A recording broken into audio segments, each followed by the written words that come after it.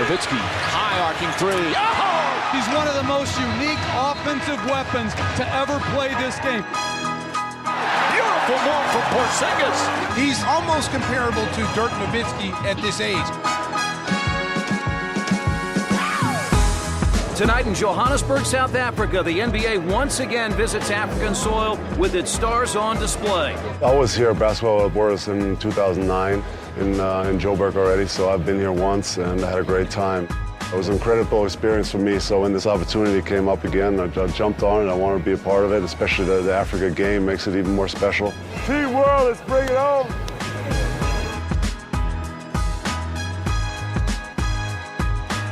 That's what we do, Coach. That's what we do.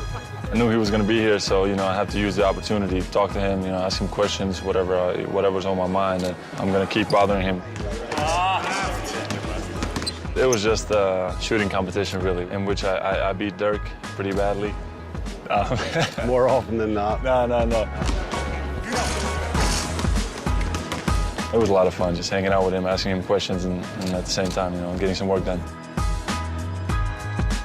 I always wanted to get to know him more, coming over from Europe. I know first couple of years are hard, and I gave him my number a few years ago and I said, hey, if there's anything ever you need or questions, I'm more than happy to help you out. And during the season, it's usually in and out. You don't see each other much, and being around some of the young guys, some of the great young talent we have now in the league and getting to know them a little bit, so it's also fun for me. The future Hall of Famer against the rookie who has idolized the future Hall of Famer. This will be their first meeting. I was lost, man. I watched that game recently. I don't know what I was thinking. I left him open so many times, especially early in the game. He shook his hand and made him smile, and now he's going right at him. He's good at just walking around like nothing's happening. I'm relaxed too, looking around, and then boom, there's a screen for him. A three or whatever. Those are the most painful ones. It was a really good game. I think they were beating us the whole game, and then we kind of came back at the end. And Porzingis certainly holding his own offensively.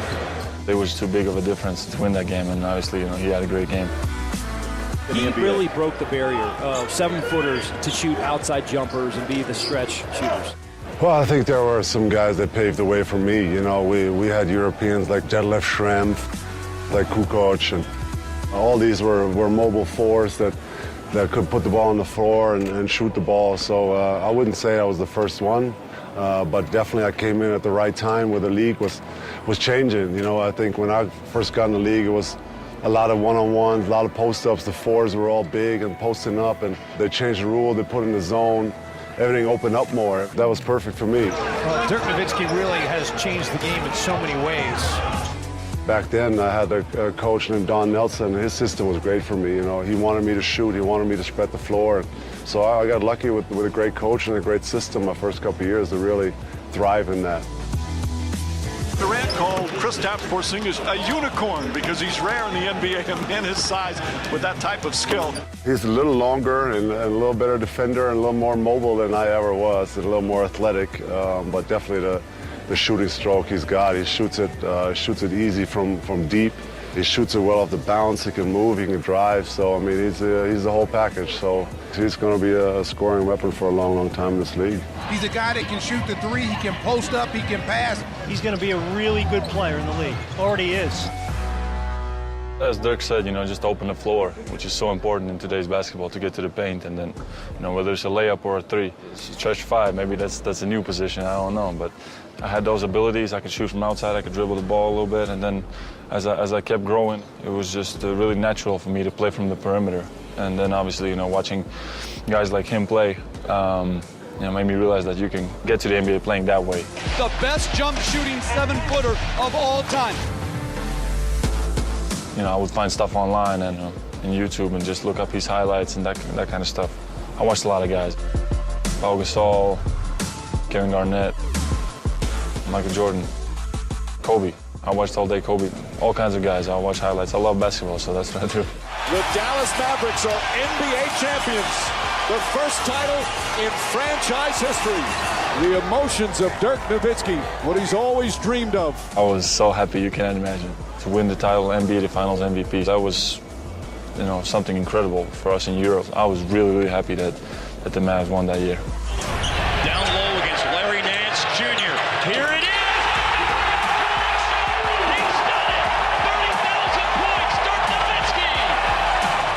30,000 points. I can't really explain what it is. I mean, that's an unbelievable achievement. To get 30K, that's a lot of points. But obviously, you know, I set no limits for myself. I would love to get there one day. That takes a lot of years and a lot of games. So I'm happy to see him still playing in the league and still scoring the ball and still, you know, doing his things. He has been a member of the Mavericks since the very beginning of his NBA career, and he's still here as the face of this franchise. Well, yeah, I didn't know what to expect, obviously, back in the days when I got there. You know, everything was hard. When Mark Cuban bought the team, you know, we kind of became close friends, and he became a mentor and a supporter of mine, and he always had my back on and off the court. So just been a great relationship with Mark, with the franchise, and also with the fans there. So it was easy for me to always stay and call it home, and it's my new home, and we'll probably stay there after I'm done as well. That's what I envision myself doing. I would love to stay in New York my whole career and win a championship there, definitely.